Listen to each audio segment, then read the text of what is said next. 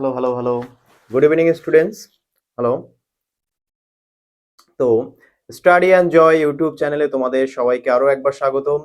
আমরা যেখানে করছি মাধ্যমিক এক্সপ্রেস ব্যাচ 2026-এর জন্য প্রস্তুতি। তো সেখানে আমি বায়োলজি ক্লাস নিচ্ছিলাম। আজকে আমাদের একটা নতুন চ্যাপ্টার শুরু হচ্ছে ইউনিট 1 এর। এর আগের দিন আমরা পড়েছিলাম প্রাণীদের সাড়া প্রদান ও রাসায়নিক সমন্বয়। আজকে আমরা পড়ব প্রাণীদেহে সাড়া প্রদান ও ভৌত সমন্বয়, যেটা হচ্ছে কি স্নায়ুতন্ত্র। তো এই চ্যাপ্টারটা আজকে একটু লাইট কম আছে, কারণ আমার যে সামনের লাইটটা থাকে সেই লাইটটা হচ্ছে কোনো কারণে নষ্ট হয়ে গেছে। তো এই মুহূর্তে লাইটের স্বল্পতা দেখা দিতে পারে, একটু অ্যাডজাস্ট করে নেবে।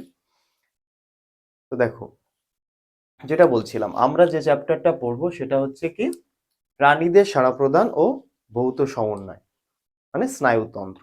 তো এই স্নায়ুতন্ত্র চ্যাপ্টার শুরু করার আগে আমাদের বুঝতে হবে যে সমন্বয় সাধন জিনিসটা কি। সমন্বয় সাধন সমন্বয় সাধন হচ্ছে, দেখো, পরিবেশের সাথে আমাদের দেহের, প্রাণী দেহের বিভিন্ন অঙ্গ প্রত্যঙ্গের মধ্যে যে একটা সম্পর্ক, মানে অঙ্গ প্রত্যঙ্গের মাধ্যমে যখন আমরা কোনো সাড়া প্রদান করি, কোনো উদ্দীপনা বাইরের থেকে আসলে আমরা যখন সাড়া প্রদান করি, কি কোনো অঙ্গ প্রত্যঙ্গের সাথেই সাহায্যেই সাড়া প্রদানটা করি, হাতের সাহায্যে বা পায়ের সাহায্যে বা মুখের সাহায্যে, যাই হোক। তো এই পরিবেশের সাথে এই অঙ্গ প্রত্যঙ্গের যে সম্পর্ক, যোগাযোগ, যে যোগাযোগ ব্যবস্থা গড়ে ওঠে, সেটাই হচ্ছে কি সমন্বয়। এটাই হচ্ছে সমন্বয় সাধন। এবার আসছে কি স্নায়ুতন্ত্র বুঝতে হবে আমাদের। স্নায়ুতন্ত্র কি? তো দেখো, স্নায়ুতন্ত্র হচ্ছে, যদি আমি এক কথায় বলতে চাই, তাহলে বাহ্যিক উদ্দীপনার প্রভাবে, বাহ্যিক কোনো উদ্দীপনার প্রভাবে আমাদের প্রাণীদেহের অঙ্গ প্রত্যঙ্গ যখন উদ্দীপনার প্রভাবে প্রভাবিত হবে এবং সাড়া প্রদান করবে, সাড়া প্রদানের মাধ্যমে পরিবেশের সঙ্গে একটা সমন্বয় সাধিত হবে। যে তন্ত্রের সাহায্যে এই সমন্বয় সাধন ঘটবে সেই তন্ত্রকে আমরা কি বলছি স্নায়ুতন্ত্র। সেই তন্ত্রকে আমরা কি বলছি স্নায়ুতন্ত্র। তাহলে যদি আমি ভালোভাবে লিখতে যাই স্নায়ুতন্ত্র কি, স্নায়ুতন্ত্রটা স্নায়ু কোষ দিয়ে গঠিত, নিউরোগ্লিয়া দিয়ে গঠিত। দেখো, যদি আমি ভালোভাবে এর সংজ্ঞা লিখতে যাই যে স্নায়ুতন্ত্র কি, স্নায়ুতন্ত্র, তখন আমাকে কি বলতে হবে? তখন আমাকে বলতে হবে স্নায়ু কোষ এবং নিউরোগ্লিয়া দিয়ে গঠিত, স্নায়ু কোষ এবং নিউরোগ্লিয়া দিয়ে গঠিত যে, সরি,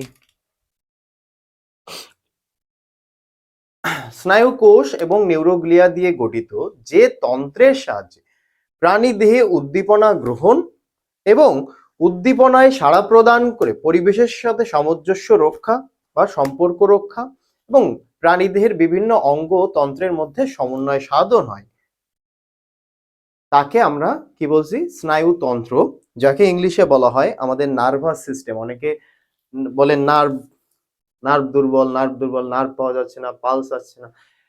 আচ্ছা, এই সেই স্নায়ুতন্ত্র। স্নায়ুতন্ত্র কি? স্নায়ু কোষ নিয়ে গঠিত হবে। স্নায়ু, যাকে আমরা কি বলছি নিউরন নিউরন বলি, নিউরন। আর স্নায়ুতন্ত্র নার্ভাস সিস্টেম, কি নার্ভাস সিস্টেম, নার্ভাস সিস্টেম। তো দেখো, স্নায়ু কোষ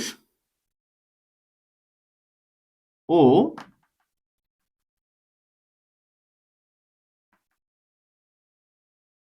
নিউরোগ্লিয়া, স্নায়ু কোষ ও নিউরোগ্লিয়া দিয়ে গঠিত গঠিত যে তন্ত্র যে তন্ত্র বা যে তন্ত্রের সাহায্যে যে তন্ত্রের সাহায্যে প্রাণীদেহে সাড়া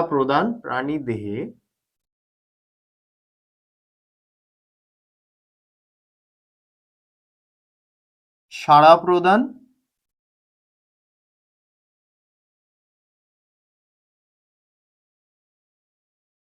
ও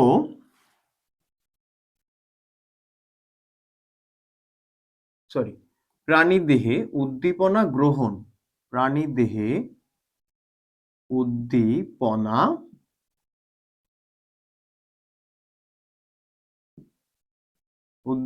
গ্রহণ এবং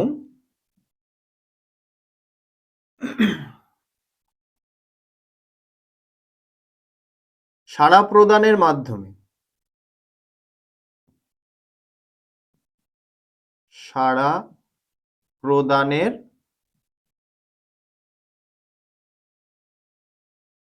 প্রদানের মাধ্যমে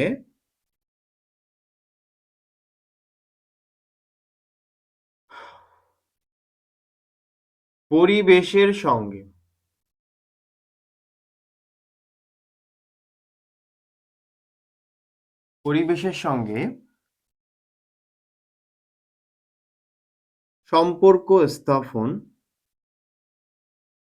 সম্পর্ক ও সামঞ্জস্য বজায় রাখা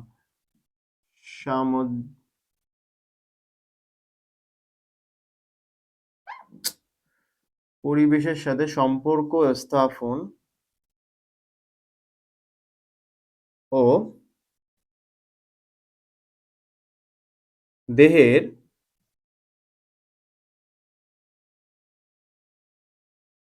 অঙ্গ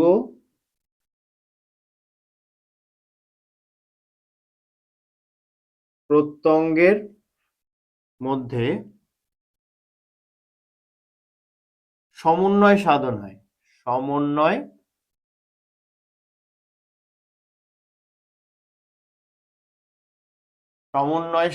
হয়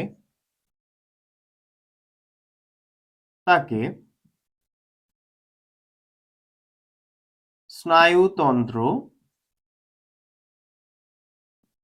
বা নার্ভাস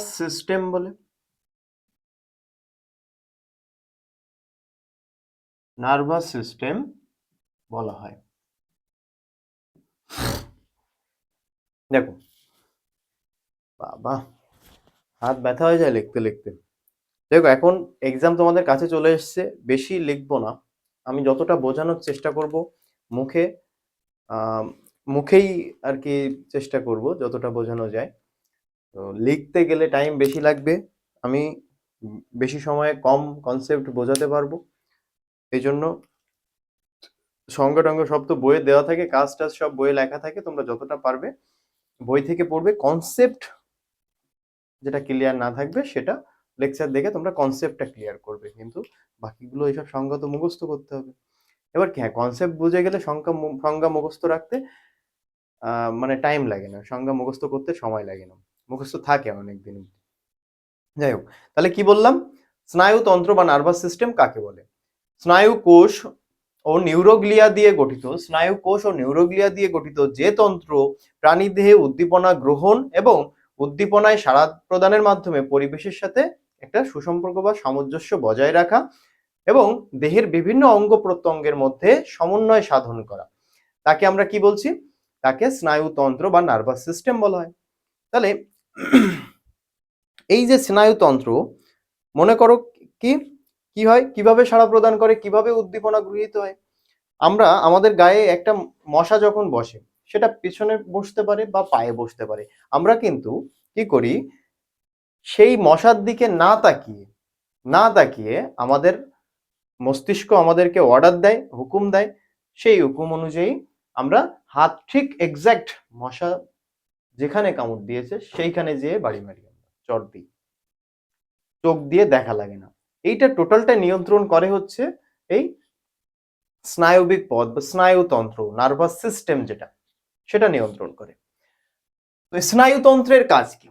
স্নায়ুতন্ত্রের কাজ যদি আসে, যদি বলে যে স্নায়ুতন্ত্রের কাজ কি,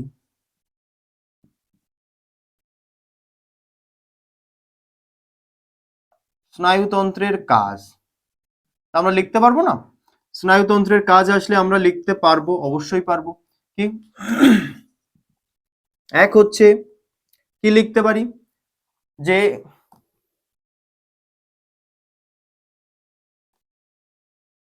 উদ্দীপনায় সাড়া প্রদানের মাধ্যমে পরিবেশের সাথে সামঞ্জস্য বজায় রাখে। উদ্দীপনায় সাড়া প্রদানের মাধ্যমে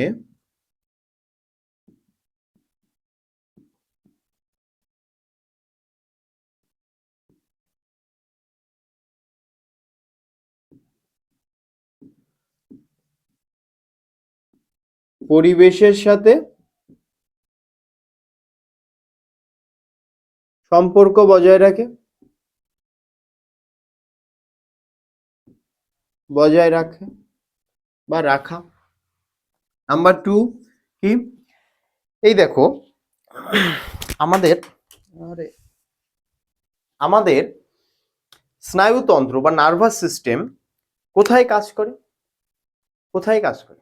আমাদের যে পেশি আর গ্রন্থিগুলো থাকে না, আমাদের পেশি, হাতের পেশি, পায়ের পেশি, মানে মাসেল, হ্যাঁ, আর গ্ল্যান্ড, এই দুটো জায়গায় আমাদের স্নায়ু কোষ থাকে বা নার্ভ সেল থাকে, স্নায়ু কোষ। এই স্নায়ু কোষ কি হয়, এই স্নায়ুতন্ত্রের মানে সাড়া প্রদানে সাহায্য করে, মানে নার্ভাস সিস্টেমে সাড়া প্রদান করে কারা, যে স্নায়ু কোষ থাকে। তো এর ফলে কি হয়, যে আমাদের পেশি আর গ্রন্থিগুলো আছে তাদের তাদের মধ্যে একটা যে সংকোচন, তাদের মধ্যে সংকোচন আর কি বিভিন্ন গ্রন্থির ক্ষরণে এরাও সাহায্য করে। তাহলে পেশি ও গ্রন্থির সংকোচনে, পেশি ও গ্রন্থির, কারণ দেখো যদি মশা কামড় দেয় তাহলে আমার হাত দিয়ে মারতে হচ্ছে, হাত দিয়ে মারতে হলে হয় হাতটা ভাঁজ করতে হচ্ছে, না হলে হাতটা পুরো খুলে ফেলতে হচ্ছে, মানে খুলে বলতে হাত লম্বা করতে হচ্ছে বা ভাঁজ করতে হচ্ছে। এর ফলে কি হচ্ছে, আমাদের এই হাতের মাসেল পেশি আমাদের এর সংকোচন হচ্ছে, এর প্রসারণ হচ্ছে। তাহলে পেশি ও গ্রন্থি সংকোচন প্রসারণ, সংকোচন প্রসারণ, সংকোচন ও প্রসারণ, পেশি ও গ্রন্থির সংকোচন ও প্রসারণ এবং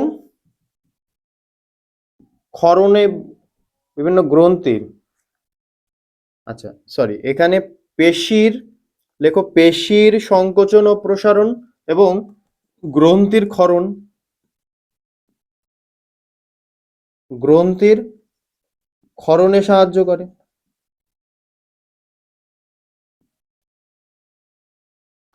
সাহায্য করে। এছাড়া কি, বিভিন্ন অঙ্গ, প্রাণী দেহের অঙ্গ প্রত্যঙ্গের মধ্যে সমন্বয় সাধন করে। প্রাণী দেহের অঙ্গ প্রত্যঙ্গের মধ্যে বা অঙ্গ ও তন্ত্রের মধ্যে সমন্বয় সাধন করে, প্রত্যঙ্গের মধ্যে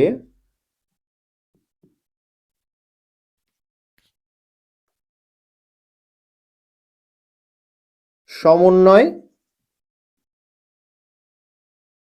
সাধন করে, তাই তো, সমন্বয় সাধন করে। আচ্ছা, তাহলে আমরা স্নায়ুতন্ত্র কাকে বলে, সেখানে স্নায়ুতন্ত্র অ্যাকচুয়ালি সমন্বয় সাধন করে কি, আমাদের অঙ্গ প্রত্যঙ্গের সাথে, আমাদের দেহের বিভিন্ন অঙ্গতন্ত্রের সাথে, কাদের, পরিবেশের সাথে, পরিবেশের সাথে একটা সমন্বয় সাধন করে। এটা হচ্ছে স্নায়ুতন্ত্র। স্নায়ুতন্ত্রের ভেতরে স্নায়ু কোষ থাকে বা নার্ভ সেল থাকে, স্নায়ু কোষ বা নার্ভ সেল থাকে। আচ্ছা, সেই নার্ভ সেলের মাধ্যমে আমরা উদ্দীপনায় সাড়া দিতে পারি, নার্ভ সেলের কারণে। উদ্দীপনায় যে সাড়া, তাহলে স্নায়ুতন্ত্রের কাজ আমরা বুঝতে পারলাম স্নায়ুতন্ত্র কি করে।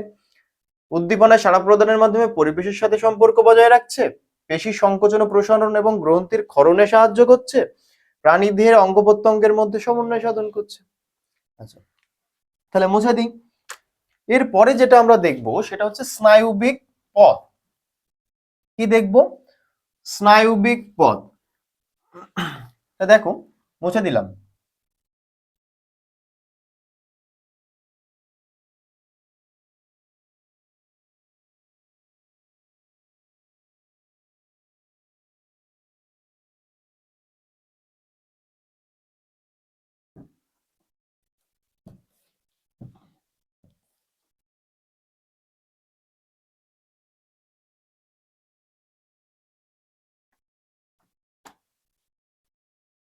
কি স্নায়ুবিক পথ?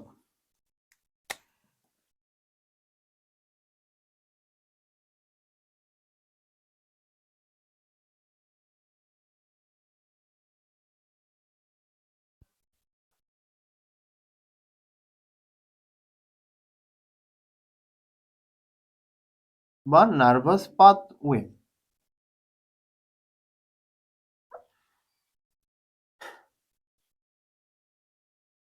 এই স্নায়ুবিক পথ পড়ার আগে আমাদের জানতে হবে যে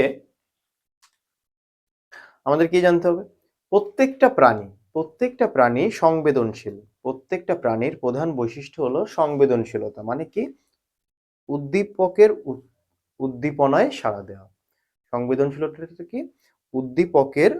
উদ্দীপনায় সাড়া দেওয়া।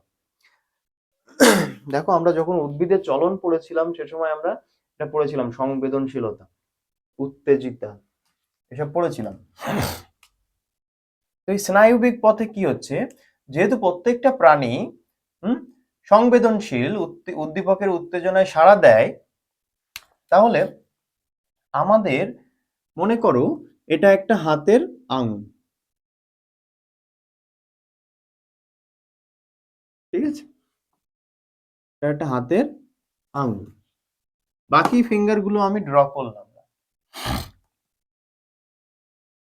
এখানে যদি কেউ একটা বাড়ি দেয় তোমার, বা অনেক সময় হাতুড়ি দিয়ে ব্রেক মারার সময় বাড়ি লাগে আঙুলে, তাহলে এখানে যদি কেউ আঘাত করে তোমাকে কি দিয়ে? একটা হাতুড়ি দিয়ে। কি দিয়ে? একটা হাতুড়ি দিয়ে যদি কেউ আঘাত করে, তাহলে কি হবে?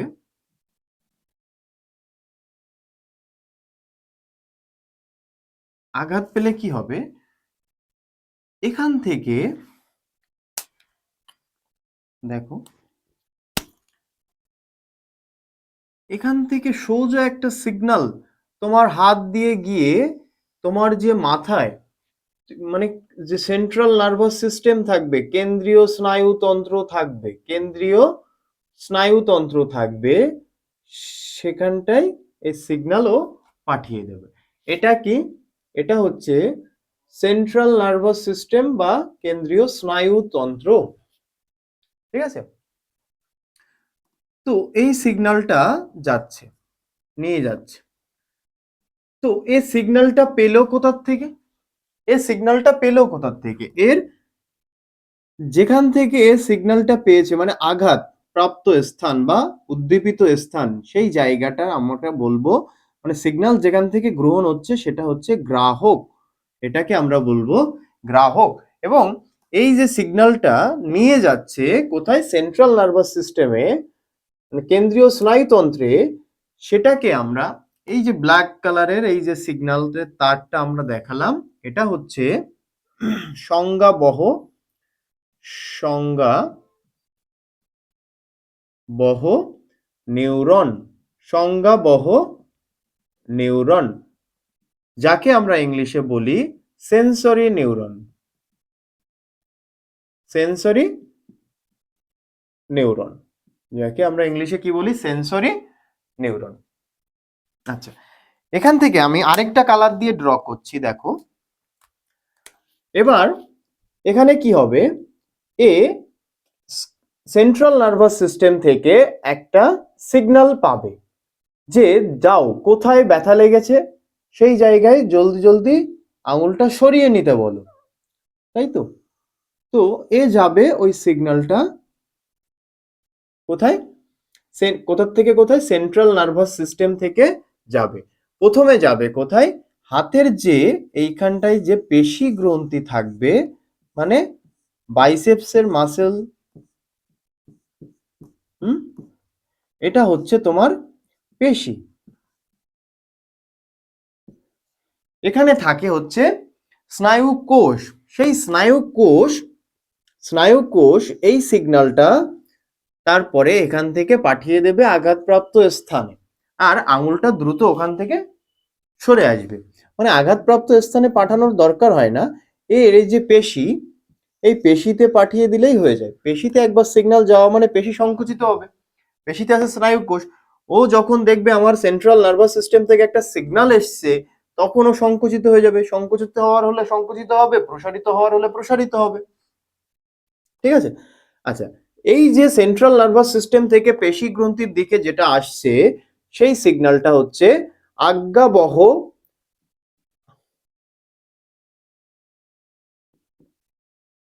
আজ্ঞাবহ নিউরন, যাকে আমরা বলি মোটর নিউরন।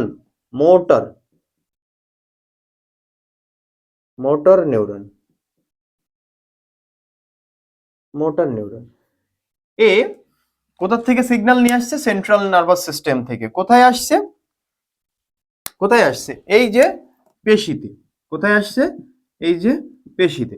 তো এই যে পেশিতে আসছে, তাহলে এটা হচ্ছে কি কারক, মানে যেখানে আজ্ঞা আসছে, আজ্ঞা বহন করে আনা হচ্ছে। আর এই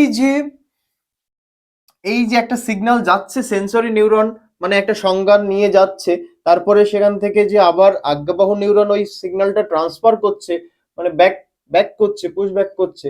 তো এখানে একটা অ্যাডজাস্টার নিউরন থাকে। অ্যাডজাস্টার নিউরন যে কি করে, যে ওই সেন্সরি নিউরন আর মোটর নিউরনের মধ্যে, মোটর সেন্সরি নিউরন আর মোটর নিউরনের মধ্যে সংযোগ স্থাপন করে। তাহলে এটা হচ্ছে কি একটা অ্যাডজাস্টার নিউরন। অ্যাডজাস্টার নিউরন, যাকে আমরা কি বলছি? সহকারী নিউরন বা সহযোগী নিউরন।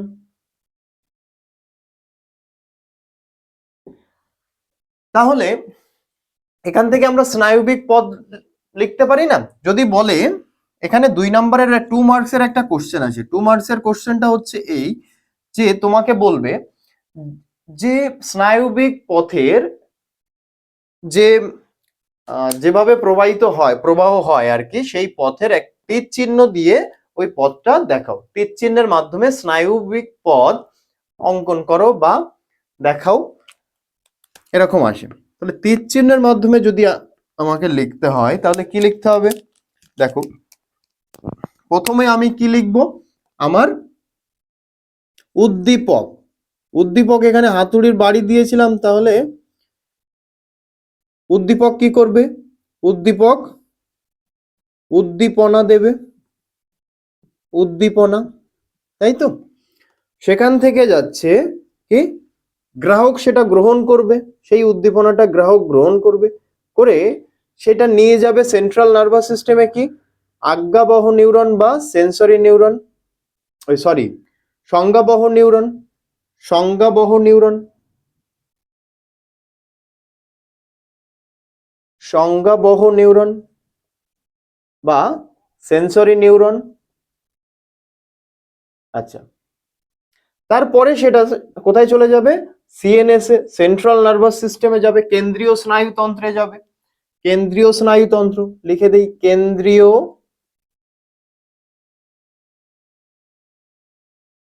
স্নায়ুতন্ত্রে,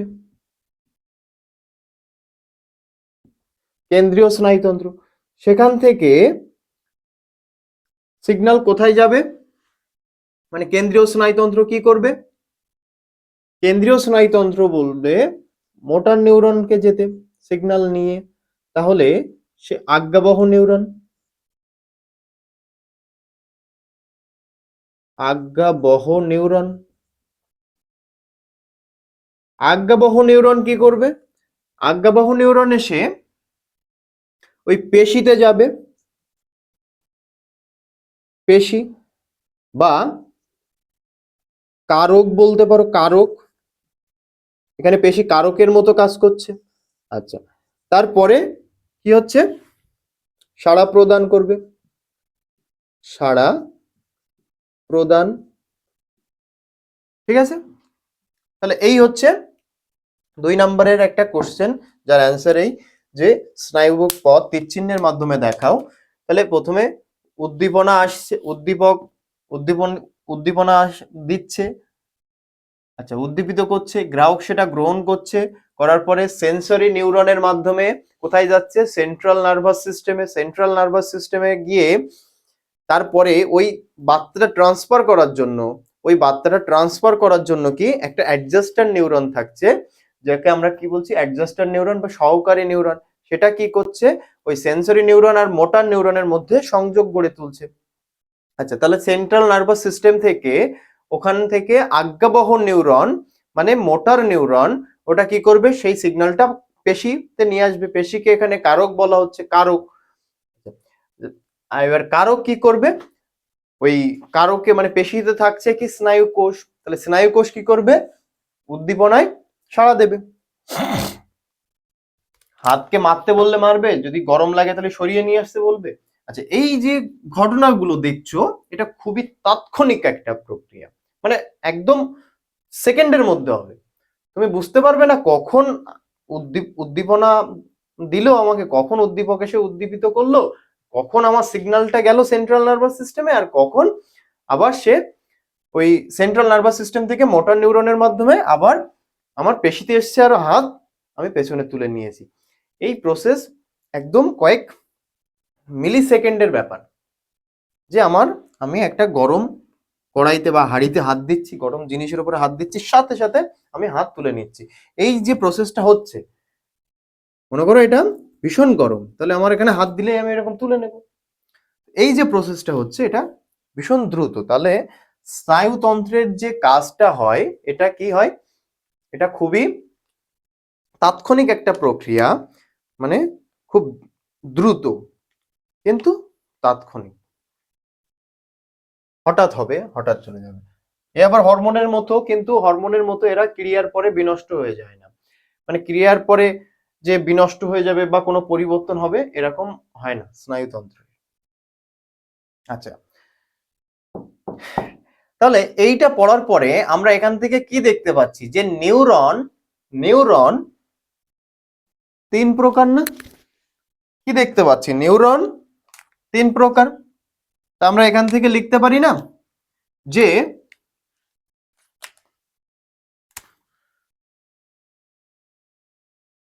নিউরন 3 প্রকার?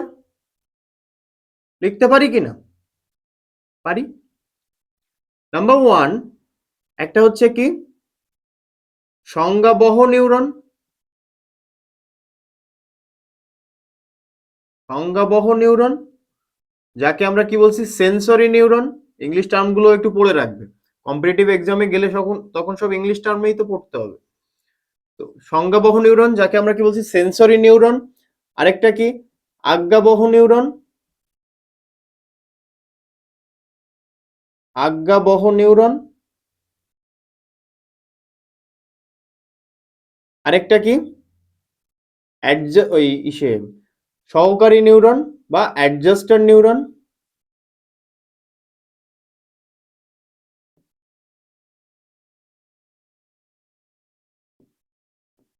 সহকারী নিউরন বা অ্যাডজাস্টার নিউরন।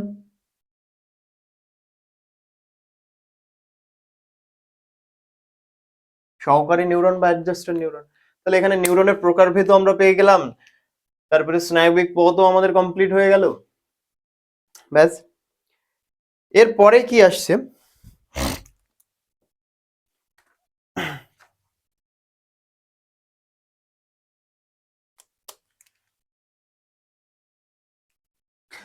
তাহলে এখান থেকে আমি যে বললাম যে হরমোনের মতো ও দ্রুত মানে হরমোনের মতো খুব ধীরে আর দূরে সুদূর প্রসারী কোনো ক্রিয়া করে না। স্নায়ুতন্ত্র কি করে? স্নায়ুতন্ত্র কি করে? হঠাৎ কাজ করে কিন্তু তাৎক্ষণিক হয়। মুছে দিলাম। আমি হরমোন আর স্নায়ুতন্ত্রের মধ্যে একটু পার্থক্য দেখিয়ে দিই, দাঁড়াও। 2 নাম্বার কি 3 নাম্বারের কোশ্চেনে কখনো কখনো এসে যায় হরমোন আর স্নায়ুতন্ত্রের মধ্যে পার্থক্য। তোমরা হরমোনে যা পড়েছো, স্নায়ুতন্ত্রে যা পড়লে এখন, সেটা যদি ভালোভাবে বুঝতে পারো তাহলে পার্থক্য লিখতে কোনো অসুবিধা হবে না। দেখো, হরমোন একদিকে লিখছি হরমোন, আর একদিকে লিখছি আমি স্নায়ুতন্ত্র। স্নায়ুতন্ত্র খুব সুন্দর সুন্দর পার্থক্য হবে,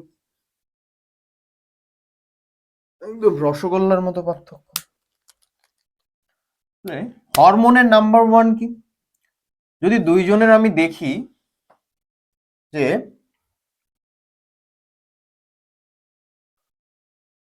হরমোনেরও যদি জীবদেহের ভূমিকা দেখি, স্নায়ুতন্ত্রেরও জীবদেহের ভূমিকা দেখি, তাহলে কি লিখতে পারি আমরা?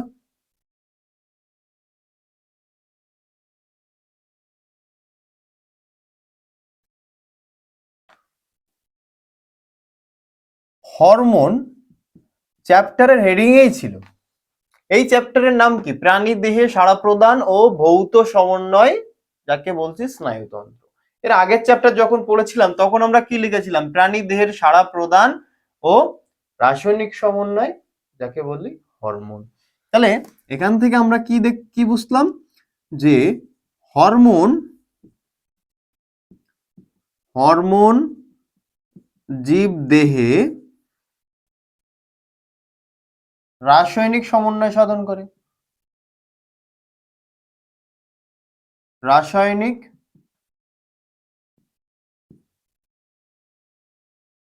সমন্বয় সাধন করে।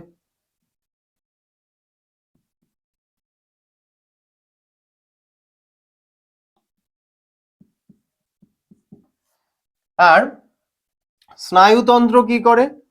স্নায়ুতন্ত্র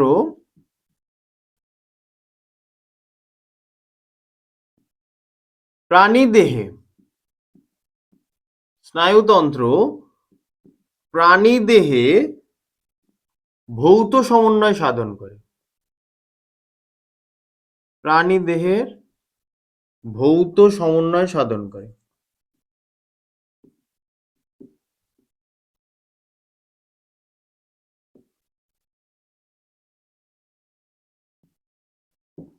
দেখো, এখানে আমি বললাম জীবদেহে হরমোন জীবদেহে রাসায়নিক সমন্বয় সাধন করে, এখানে কিন্তু আমি জীবদেহে বলিনি, আমি এখানে অনলি প্রাণী দেহে বলেছি। জীবদেহে যদি বলতাম তাহলে প্রাণী আর উদ্ভিদ দুটোই পড়তো। কিন্তু উদ্ভিদ দেহের স্নায়ুতন্ত্র, ওদের নার্ভাস সিস্টেম থাকে না, ওরা উদ্দীপকের উদ্দীপনায় সাড়া সেরভাবে দেয় না। ওরা হরমোনের উদ্দীপক, মানে উদ্দীপক ওদের হরমোন, উদ্দীপক উদ্ভিদ দেহের মানে হরমোন উদ্দীপক হিসেবে কাজ করে ওদের।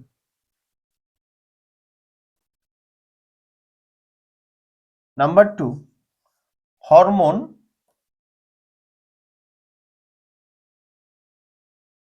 হরমোনের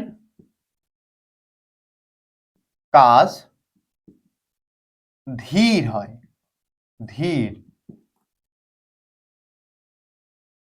কিন্তু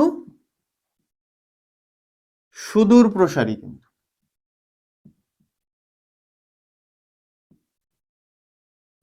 সুদূর প্রসারী। আর স্নায়ুতন্ত্রের কাজ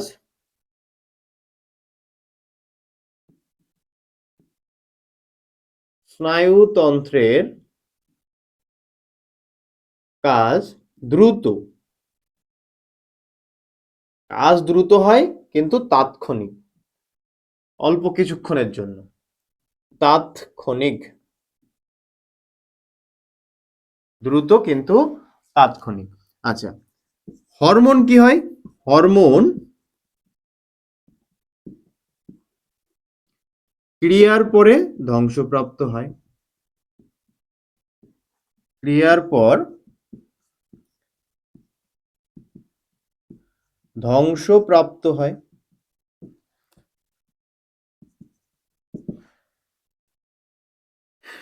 কিন্তু স্নায়ুতন্ত্রের এরকম কোনো রিপোর্ট নেই।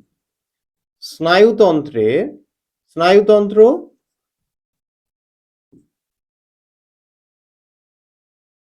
স্নায়ুতন্ত্র ক্রিয়ার পর কোনো কোনো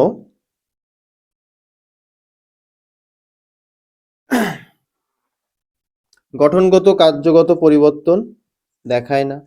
গঠনগত ও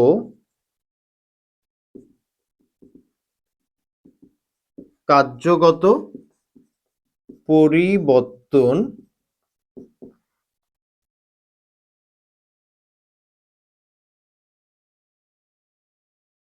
দেখায় না। তারপরে আরো লিখতে পারি, হরমোন উৎপত্তিস্থলে ক্রিয়া করে না, দূরে গিয়ে ক্রিয়া করে। আর স্নায়ুতন্ত্র কি কখনো স্থান পরিবর্তন করে না, স্থানচ্যুত হয় না। স্নায়ুতন্ত্রের যেখানে স্নায়ুকোষ আছে সেখানে পরিবহিত হবে, সেখানে নার্ভাস সিস্টেম, সেখানে স্নায়বিক পথ গঠিত হবে। স্নায়ুতন্ত্র স্থান পরিবর্তন করে না। হরমোন কি করে, স্থান পরিবর্তন করে দূরে গিয়ে ক্রিয়া করে। এটা আর লিখলাম না, তোমরা এটা তুলে নিও। ঠিক আছে, একটুখানি দেখো।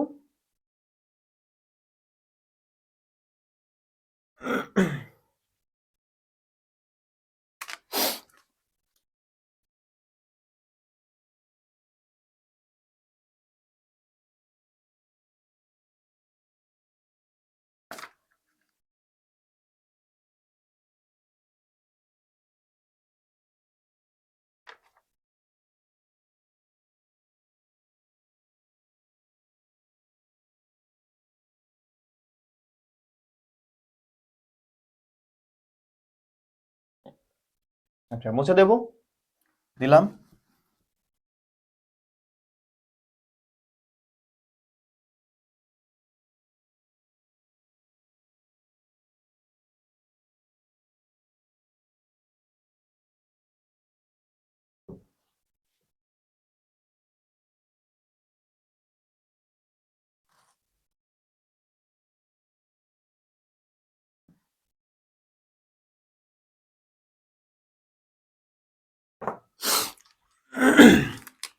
আচ্ছা, এরপরে আমরা কি পড়বো? এরপরে আমরা পড়বো হচ্ছে যে স্নায়ু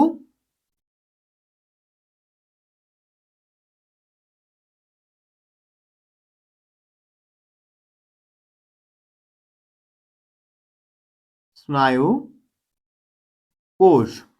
এই স্নায়ু কোষকে ইংলিশে বলা হয় কি, নিউরন।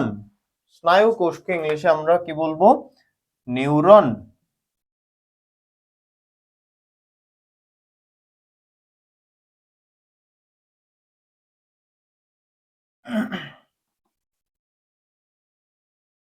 স্নায়ুতন্ত্রের যে বার্তা পরিবাহিত হয়, স্নায়ুতন্ত্র যে উদ্দীপনায় সাড়া দেয়, পরিবেশের সাথে সম্পর্ক বজায় রাখে, এই স্নায়ু কোষ না থাকলে পারতো না। এই নার্ভস নিউরন থাকে বলেই এই যে ক্রিয়ার সময়কাল এত দ্রুত হয়। মানে এত তাৎক্ষণিক, এত অল্প সময়ে ক্রিয়া সম্পন্ন হয়ে যায়। স্নায়ু কোষ বা নিউরন হচ্ছে এই স্নায়ুতন্ত্রের গঠনগত ও কার্যগত একক। নিউরনকে আমরা স্নায়ুতন্ত্রের গঠনগত ও কার্যগত একক বলি। নিউরনকে কি বলা হয়?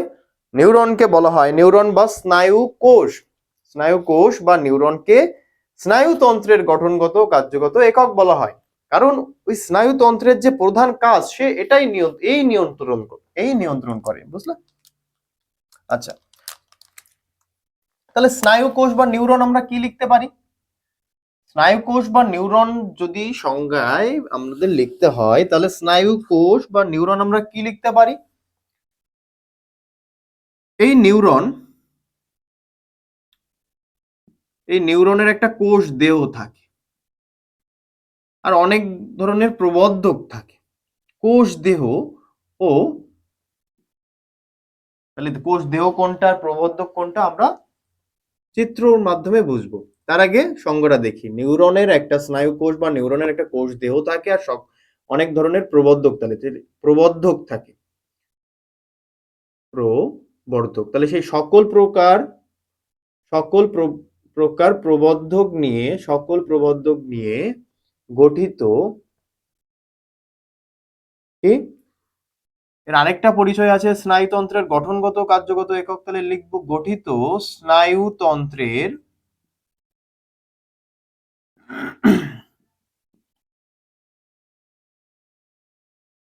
গঠনগত ও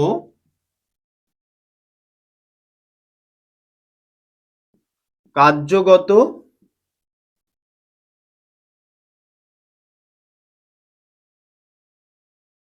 এককের নাম স্নায়ুকোষ,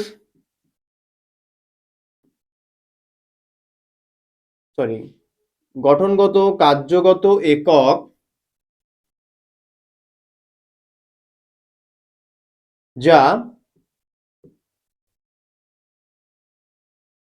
যা কি করে স্নায়ুতন্ত্রের সমন্বয় সাধন করে, যা বা স্নায়ু স্পন্দন পরিবহন করে, স্নায়ু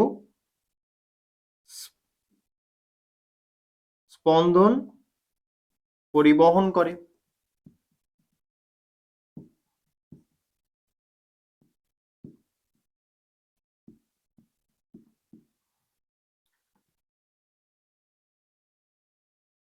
তাকে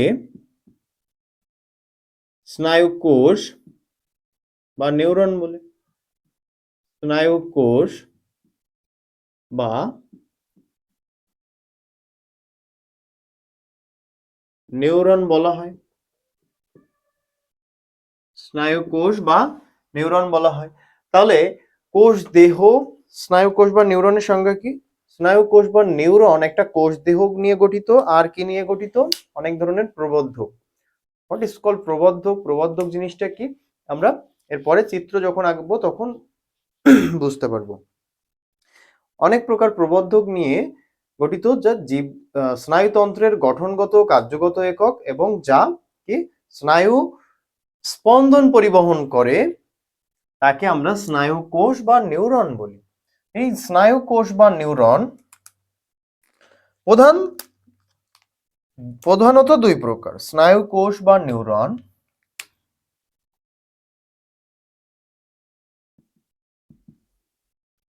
স্নায়ুকোষ বা নিউরন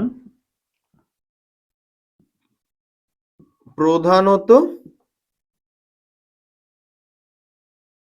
দুই প্রকার।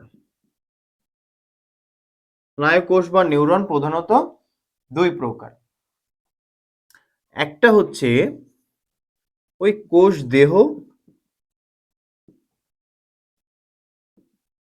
দেহ, আরেকটা হচ্ছে ওই প্রবর্ধক।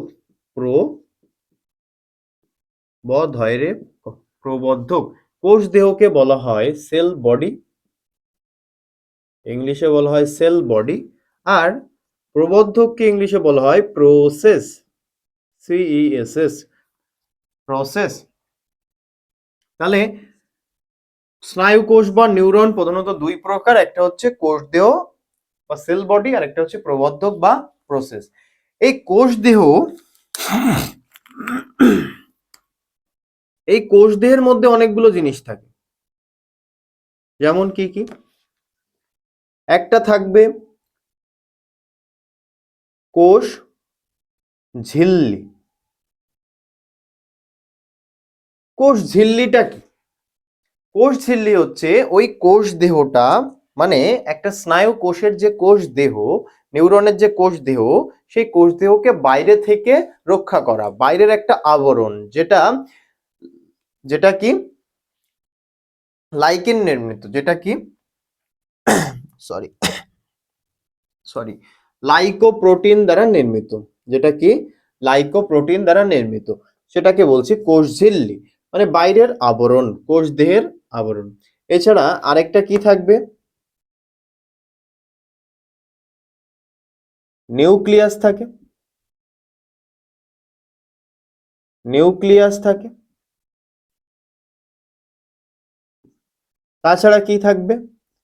নিউরোগ্লিয়া থাকবে, সরি নিউরোগ্লিয়া বলছি কেন, নিউরোপ্লাজম থাকবে, নিউরোপ্লাজম, নিউরোপ্লাজম। আর কি থাকবে? কোষীয় অঙ্গাণু, বিভিন্ন ধরনের কোষীয় অঙ্গাণু, যেমন মাইটোকন্ড্রিয়া, রাইবোজোম, আরেকটা কি, আরেকটা হচ্ছে সেন্ট্রোজোম।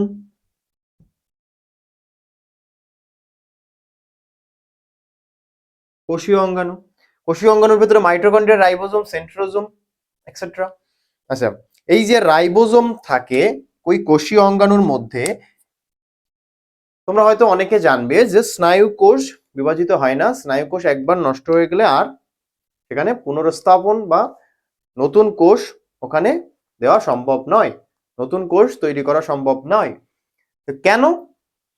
কারণ হচ্ছে এই যে নিউরন, স্নায়ুতন্ত্রের যে কোষ, স্নায়ু কোষ বা নিউরন, এই নিউরনের কোষ দেহের যে কোষ দেহের কোষীয় অঙ্গাণু থাকে, সেই কোষীয় অঙ্গাণুর ভেতরে যে সেন্ট্রোজোম, কোষীয় অঙ্গাণু একটা সেন্ট্রোজোম, যে সেন্ট্রোজোম আমরা কোষ বিভাজনের সময় যখন আমরা পড়েছিলাম কোষের মধ্যে যে কোষীয় অঙ্গাণু সেন্ট্রোজোম, সেন্ট্রোজোম সেন্ট্রিওল গঠন করে, সেন্ট্রিওল থেকে বেম তন্তু গঠিত হয়।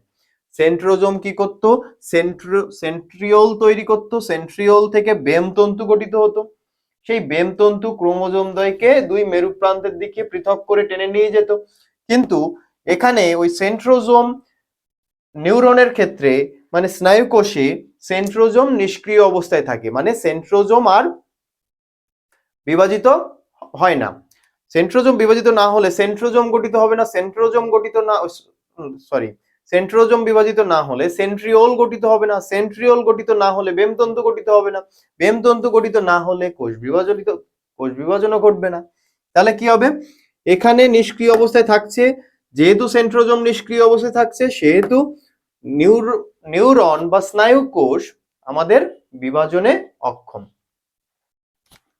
আচ্ছা, তারপরে আর কি থাকছে? আরেকটা জিনিস থাকছে, সেটা হচ্ছে নিউরোফাইব্রিল। আচ্ছা, নিজল দানা আছে, নিজল দানা। নিজল দানা অ্যাকচুয়ালি এটা হচ্ছে প্রোটিন নির্মিত। এটা একটা প্রোটিন, এটা একটা প্রোটিন। এই প্রোটিন কি করছে? ওই সমন্বয় সাধনে সাহায্য করে। ব্যাস। আচ্ছা, নিউরোফাইব্রিল, নিউরোফাইব্রিল,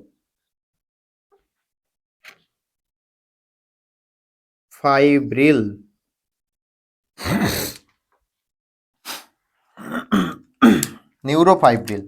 আচ্ছা, তাহলে কোষ দেহের মধ্যে এইগুলো থাকছে। প্রথমে এটা বাইরের একটা আবরণ কোষ ঝিল্লি। আচ্ছা, নিউক্লিয়াস কি? গোলাকার বা ডিম্বাকার নিউক্লিয়াস তো আমরা সবাই জানি, কোষের ভেতরে নিউক্লিয়াস নিয়ে আর কিছু বলার নেই। আচ্ছা, নিউরোপ্লাজম কি? ওই কোষ দেহের মধ্যে যে লিকুইডটা থাকে, যার ভেতরে এই কোষীয় অঙ্গাণু, নিউক্লিয়াস, নিজল দানা, নিউরোফাইব্রিল সব থাকে, সেইগুলোকে বলা হয় নিউরোপ্লাজম। যেমন আমরা কোষের ভেতরে সাইটোপ্লাজম পড়তাম, এখানে নিউরনের কোষদের মধ্যে আমরা নিউরোপ্লাজম পড়ব। আচ্ছা, কোষীয় অঙ্গাণুর মধ্যে কি থাকছে? মাইটোকন্ড্রিয়া, মাইটোকন্ড্রিয়া থাকে। তারপরে কি থাকে বললাম? Ribosome, ribosome. আচ্ছা, তারপরে কি থাকে বললাম? সেন্ট্রোজোম,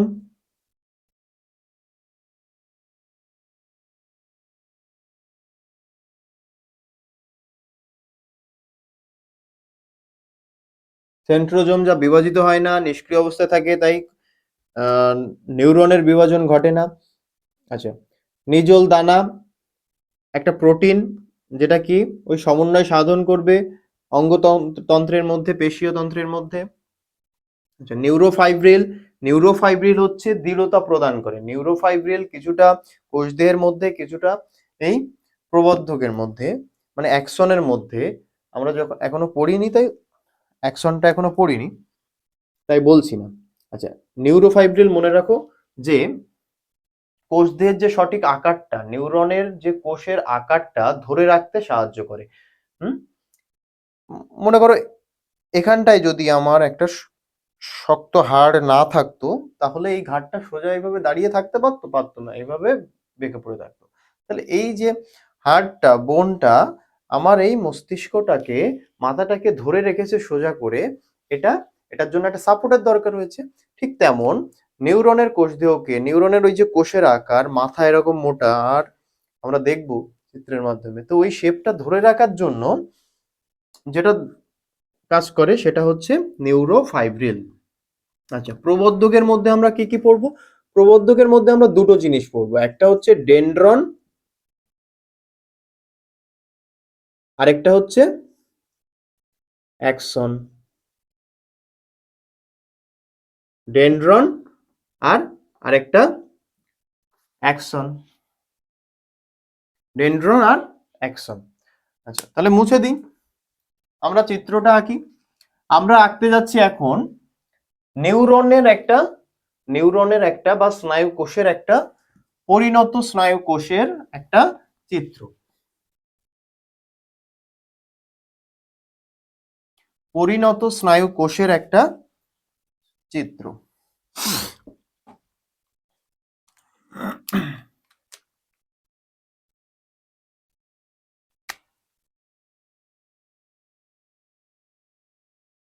দেখো,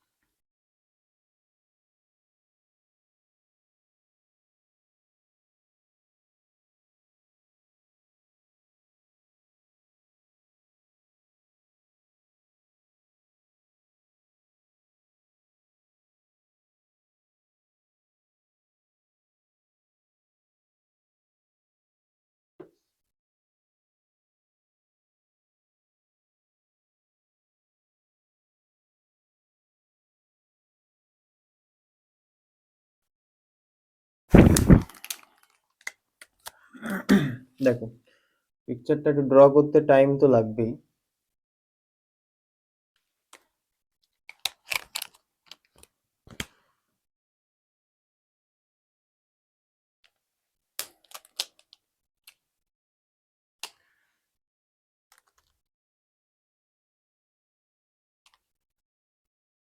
আচ্ছা,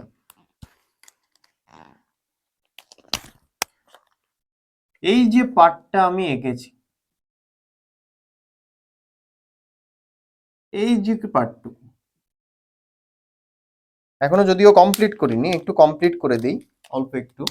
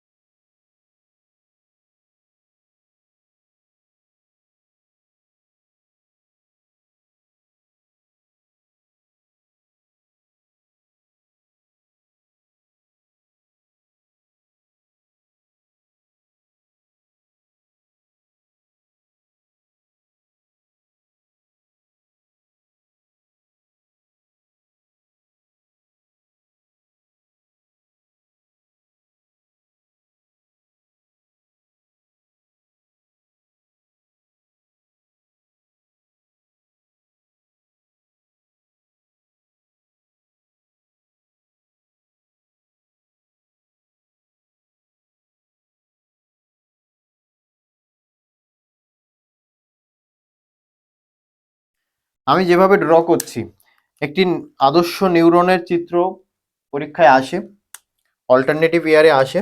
তোমরা অবশ্যই এই চিত্রটা এইভাবে ড্র করবে, খুব সহজে আঁকতে পারবে। আমি যেভাবে আঁকছি স্টেপ বাই স্টেপ ফলো করবে। যদিও ভালো আঁকতে পারি না, কিন্তু নিউরনের চিত্র আমি ভালো আঁকতে পারি।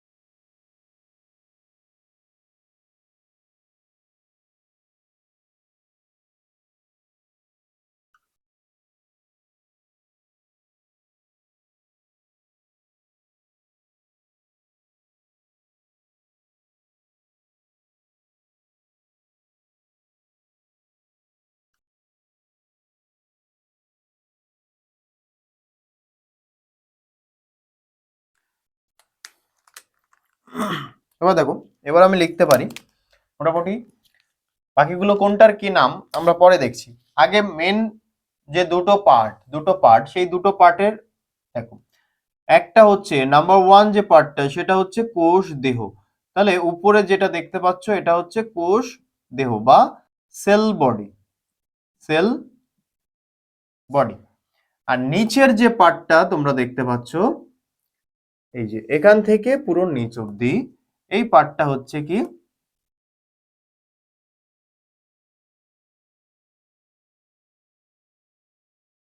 এই পার্টটা হচ্ছে নাম্বার টু হচ্ছে প্রবদ্ধ। না, আমরা অ্যাকশন লিখতে পারি, অ্যাকশন, কোষ দেহ আর অ্যাকশন। আচ্ছা, এই যে বলছিলাম প্রবর্ধকের মধ্যে ডেনড্রন আর অ্যাকশন দুটো থাকে। এর ভেতরে ডেনড্রন হচ্ছে এই যে এই যে পার্টটা দেখতে পাচ্ছ, এই এরকম এরকম পার্টগুলো, এই পার্টগুলো হচ্ছে ডেনড্রন। কি?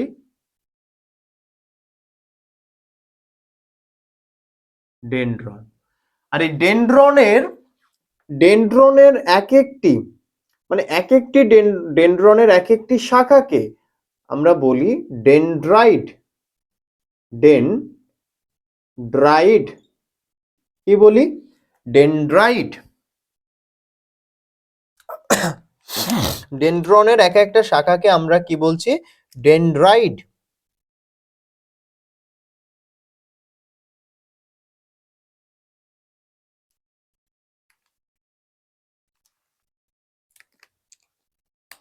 এর ভেতরে মিডিলে যেটা থাকছে সেটা হচ্ছে আমাদের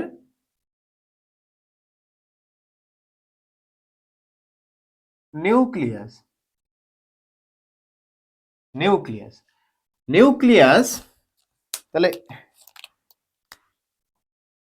এটা আমাদের কি? এটা আমাদের নিউক্লিয়াস।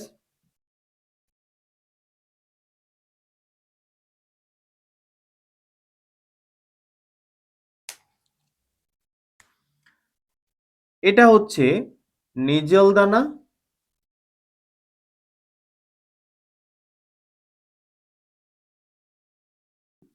নিজল দানা।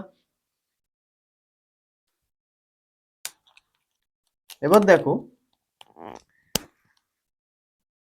এটা পুরো একটা লিকুইড ফিল, লিকুইড দিয়ে ভর্তি থাকে।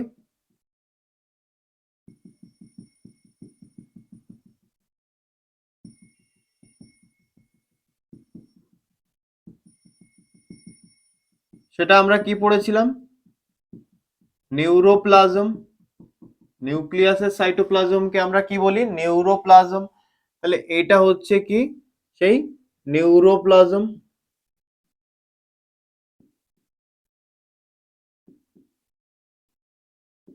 নিউরোপ্লাজম। আর যে বলছিলাম না নিউরোফাইব্রিল, যেটা স্ট্রেংথের কাজ করে, শেপ বজায় রাখতে সাহায্য করে, সেটা হচ্ছে এই যে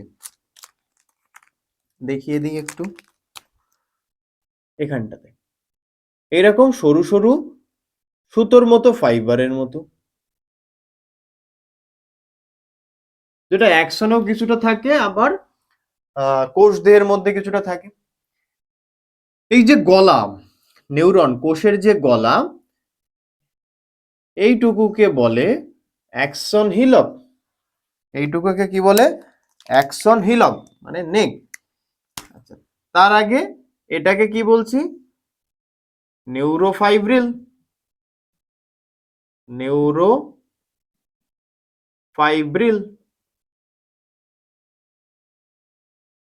আর এটা কি? অ্যাকশন হিলক।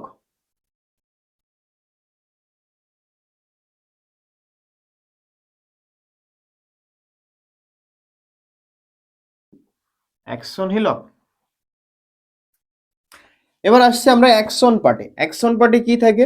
এর তিনটে তিনটে অ্যাকশনের তিনটে লেয়ার থাকে, তিনটে আবরণ থাকে, তিনটে আবরণ নিয়ে গঠিত। তাহলে অ্যাকশন কয়টা আবরণ নিয়ে গঠিত? অ্যাকশন হচ্ছে তিনটে আবরণ নিয়ে গঠিত।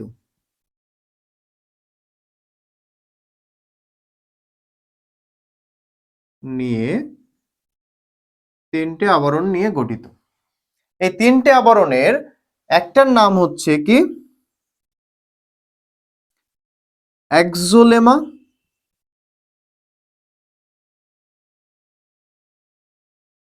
আরেকটার নাম হচ্ছে মায়েলিন সিদ। মায়েলিন সিদ। আরেকটার নাম হচ্ছে নিউরোলেমা বা নিউরোলেমা, নিউরিলেমা। এক্সোলেমা, নিউরোলেমা, মিডিলেরটা হচ্ছে মাইলিন সিদ। মিডিলের আবরণটার নাম কি? মাইলিন সিদ। এই যে ব্লু কালারের যেটা দেখতে পাচ্ছ, ব্লু কালারের যে আবরণটা প্রথম, সেটা হচ্ছে এক্সোলেমা।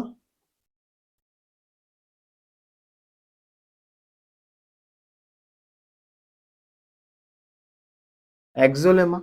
গ্রিন কালারের যেটা দেখতে পাচ্ছ, সেটা কি? মাইলিন সিদ, মিডিলেরটা মাইলিন সিদ।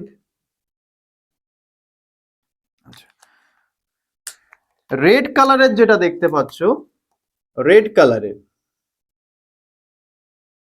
সেটা কি? নিউরিলেমা।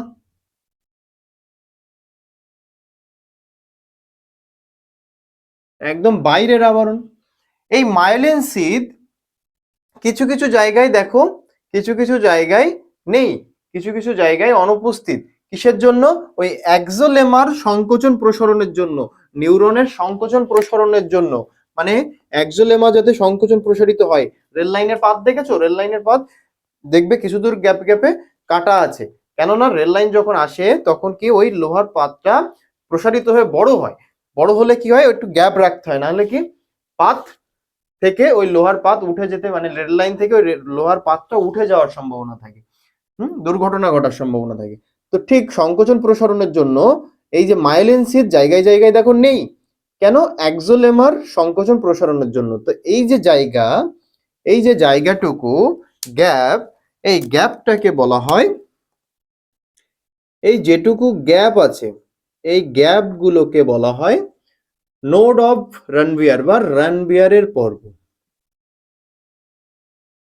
রানভিয়ারের পর্ব বা নোড অফ রানভিয়ার, রানভিয়ারের পর্ব। আচ্ছা, এই মাইলিন সিদ আর নিউরিলেমার মিডিলে একটা কোষ থাকে। অ্যাক্সনে এই মাইলিন সিদ আর নিউরিলেমার মিডিলে একটা কোষ থাকে। কোন দুটো স্তরে থাকে কোষটা? কোন দুটো স্তরে থাকে? ঠিক মাইলিন সিদ আর নিউরিলেমার মিডিলে। অ্যাক্সোলেমা না, মাইলিন সিদ আর নিউরিলেমার মাঝে একটা কোষ থাকে। সেই কোষটাকে বলা হয় কি?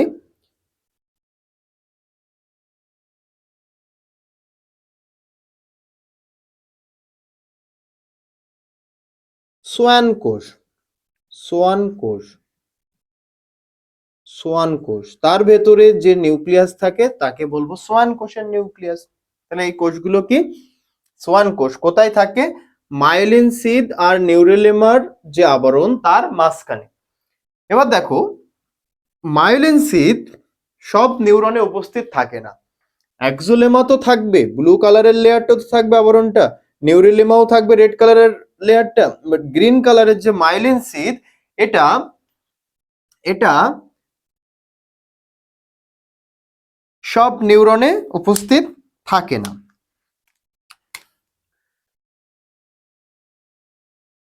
যে নিউরনে উপস্থিত থাকবে তাকে আমরা বলবো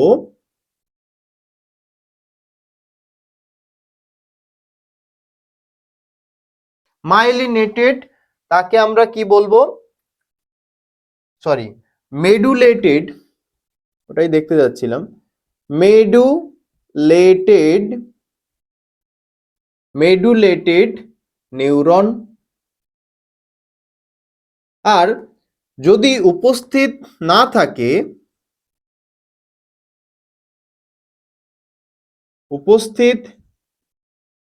থাকলে মানে মাইলিন সিদ যদি না থাকে তাহলে সেই নিউরনকে আমরা বলবো নন মেডুলেটেড নিউরন।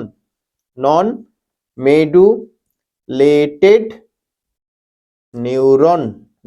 মেডুলেটেড নিউরন।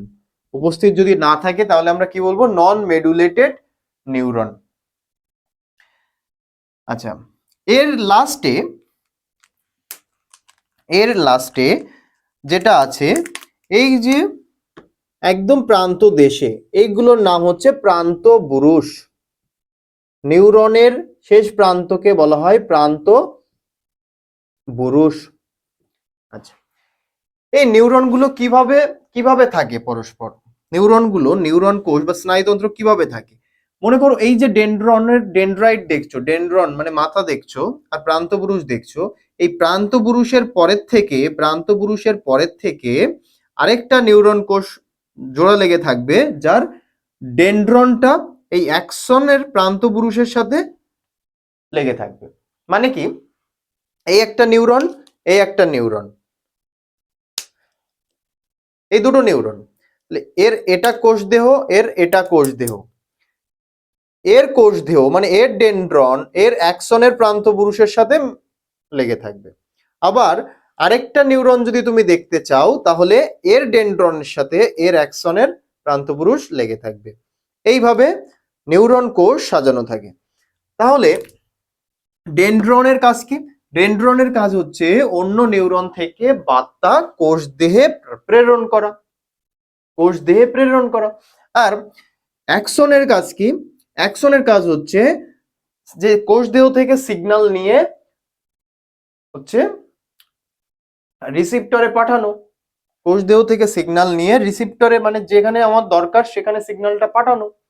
এটা হচ্ছে অ্যাক্সনের কাজ, মানে পরবর্তী নিউরনেও ট্রান্সফার করে দেওয়া বা রিসিপ্টরে পাঠানো। ঠিক আছে? আর এই যে এটা তো আমি দেখাইনি। এই যে রেড কালারের যেটা দেখছো, রেড কালারের আছে, এটা হচ্ছে তোমাদের পেশি, মাংসপেশি। যে পেশিতে অ্যাকচুয়ালি নিউরন কোষ থাকে। বোঝা গেছে? নিউরন কোষ থাকে। তো দেখো, এই যে চিত্র আমি যেভাবে বুঝিয়েছি এইভাবে পড়লে তোমরা এখান থেকে নিউরনের এখান থেকে মানে স্নায়ু কোষের থেকে একটা কোশ্চেন ভুল হবে না, স্নায়ু কোষের থেকে একটা সিঙ্গেল কোশ্চেন আমি বাদ দিইনি এই চিত্রের মধ্যে। যা যা শর্ট কোশ্চেন থাকতে পারে, দেখো মাইলিন শীথ উপস্থিত থাকলে মেডুলেটেড নিউরন, মাইলিন শীথ উপস্থিত না থাকলে নন মেডুলেটেড নিউরন। আচ্ছা, নিউরোপ্লাজম, নিউরোফাইব্রিল, নিজল দানা আর নিউক্লিয়াস, আর এগুলো হচ্ছে কোষ দেহের অংশ, আর ডেনড্রন আর অ্যাক্সন হচ্ছে আমার প্রবর্ধকের অংশ। আচ্ছা, অ্যাক্সন হচ্ছে তিনটে আবরণ নিয়ে গঠিত। প্রথম আবরণটা একদম ভেতরের আবরণটা হচ্ছে এক্সোলেমা, মিডিলেরটা মাইলিন শীথ, আর বাইরেরটা নিউরেলেমা। ডেনড্রনের এক একটি শাখাকে ডেনড্রাইট বলে, ডেনড্রনের এক একটা শাখাকে ডেনড্রাইট বলে। মাইলিন শীথ যেখানে উপস্থিত থাকে না, যে গ্যাপ তৈরি করে এক্সোলেমার সংকোচনের জন্য, সেটাকে আমরা বলবো র্যানভিয়ারের পর্ব। এই মাইলিন শীথ আর র্যানভিয়ারের পর্বের মধ্যে একটা কোষ থাকে যেটার নাম হচ্ছে সোয়ান কোষ। আচ্ছা, এদিকে যে আমাদের নিউরন বা স্নায়ু কোষ কেন বিভাজিত হয় না? কারণ এর এর এর মধ্যে কোষদেহের মধ্যে একটা কোষীয় অঙ্গাণু থাকে যেটা হচ্ছে সেন্ট্রোজোম। সেন্ট্রোজোম থেকে কোষ বিভাজন হতে গেলে সেন্ট্রোজোম থেকে সেন্ট্রিওলের তৈরি হয়, সেন্ট্রিওল দুটো দুই প্রান্ত দেশে চলে যায়, সেখান থেকে বেমতন্তু গঠিত হয়। বেমতন্তু কি করে? ক্রোমোজোম দুটো দ্বয়কে আলাদা করে, দুই মেরু প্রান্তের দিকে টেনে নিয়ে আসে। বাট সেন্ট্রোজোম এখানে নিষ্ক্রিয় অবস্থায় থাকে, কোনো কাজ করে না, তাই সেন্ট্রোজোম বিভাজিত হয় না। সেন্ট্রোজোম থেকে সেন্ট্রিওল তৈরি হয় না, সেন্ট্রিওল থেকে বেমতন্তু গঠিত হয় না, যার কারণে আমাদের নিউরন বিভাজিত হয় না, মানে G0 দশায় পার্মানেন্টলি থেকে যায়। তো একবার নার্ভ নষ্ট হয়ে গেলে নার্ভ আর ঠিক হয় না, এই জন্য অনেকে বিছানায় পড়ে একবার কি হয়ে যায়, প্যারালাইসিস হয়ে যায়, সহজে ঠিক হয় না, খুব রেয়ার ঠিক হয়। তো দেখো আজকের ক্লাস ছিল এই পর্যন্তই। এক লাইট নেই, আমার পায়ে একটু ব্যথা, দাঁড়িয়ে থাকতে পারছি না, বেশিক্ষণের ক্লাস নিতে পারছি না, তবে প্রত্যেকদিন ক্লাস চলবে এখন আমার, ঠিক আছে? অন্য সাবজেক্টগুলো হয়তো প্রায় শেষের পথে, আমাদের এখনো একটু বাকি আছে, তো শেষ করে দেবো, অসুবিধা নেই। মেন মেন যে বোঝার টপিকগুলো, দেখো ইউনিট 1, ইউনিট 2, ইউনিট 3 কমপ্লিট করলে আর কি মানে কনসেপচুয়াল কোনো চ্যাপ্টার আছে? আর যে দুটো চ্যাপ্টার আছে সেটা হচ্ছে মুখস্থ বিদ্যার চ্যাপ্টার, ওখানে বোঝার কিছু খুব বেশি কিছু নেই, কিচ্ছু নেই। ওটা একদম মানে ওটা পড়াতেই তো ভালো লাগে না, একদম বোরিং লাগে, আমার তো পড়াতেই ভালো লাগে না, কি বোঝাবো ওখানে? বোঝানোর কিছু নেই, মুখস্থ করতে হবে। তোমরা পড়ো, মুখস্থ করো, আমি কিন্তু লাস্টের দুটো ইউনিট যেটা, সেটা কিন্তু খুব ফাস্ট ফিউরিয়াস ভাবেই শেষ করবো আর কি। আমি এতদিন ধরে ধীরে ধীরে যাচ্ছি, কারণ এটা কনসেপচুয়াল ইউনিট, কনসেপচুয়াল চ্যাপ্টার। এখন বুঝলে শুধু মাধ্যমিক না, 11-এ কাজে লাগবে, 11-এর পরে যদি নিট দাও তখন কাজে লাগবে, ঠিক আছে? আচ্ছা, ঠিক আছে, তো আজকের ক্লাস এই পর্যন্তই। দেখা হচ্ছে লেকচার 2-তে এই চ্যাপ্টারটি পরবর্তী পার্ট নিয়ে, যেখানে আমরা পড়বো স্নায়ুতন্ত্রের প্রকারভেদ পড়বো। এরপরে আমরা স্নায়ু কোষ পড়েছি, এরপর নিউরোগ্লিয়া পড়বো, তারপরে স্নায়ু কি আছে, স্নায়ু আছে, স্নায়ু আছে বা নার্ভ আছে, সেটা পড়বো। তারপরে আমাদের পড়তে হবে মস্তিষ্ক আছে, মস্তিষ্ক পড়তে হবে, প্রতিবত্ত ক্রিয়া, চোখ পড়তে হবে। আচ্ছা, তারপরে উপযোজন পড়তে হবে, তারপরে চ্যাপ্টার শেষ হবে। এরপরে এই ইউনিটের আর একটা চ্যাপ্টার আছে। তো ঠিক আছে, ক্লাসের সাথে থাকার জন্য ধন্যবাদ। এবার মুছে নাও, এত সুন্দর ড্রয়িং মুছতেও তো ইচ্ছা করছে না, কি করবো, মুছে দিতে হবে। আমি তো ভালো আঁকতে পারি না, কিন্তু এইটাই আঁকতে পারি, এঁকে দিলাম। মন দিয়ে পড়াশোনা করো।